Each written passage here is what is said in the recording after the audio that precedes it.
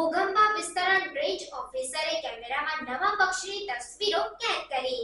અત્રે ડુંગરોથી ઘેરાયેલ ઔષધીય ફળાવ વનરાજી અને દુર્લભ વનસ્પતિઓ તેમજ જૈવ વૈવિધ્યથી ભરપૂર જંગલોમાં રીંછ, દીપડા, ઝરખ, ચોરસિંગા, વણિયર જેવા અનેક પ્રાણીઓ અને વિવિધ પક્ષીઓ જોવા મળે છે. ત્યારે 11 ફેબ્રુઆરી 2024ના રવિવારે પાવાગઢ નજીક આવેલ વડા તળાવ ખાતે પક્ષી દર્શન અને ફોટોગ્રાફી કરી રહેલા ઘોઘંબા વિસ્તરણ રેન્જના ફોરેસ્ટ ઓફિસર જયેશ દુમડિયાના કેમેરામાં ગ્રે હેડેડ લેપવિંગ એટલે કે રાખોડી શીર ટીટોડી કેદ થઈ હતી. 3 વર્ષ પછી ગ્રે હેડેડ લેપવિંગનું ગુજરાતમાં આગમન.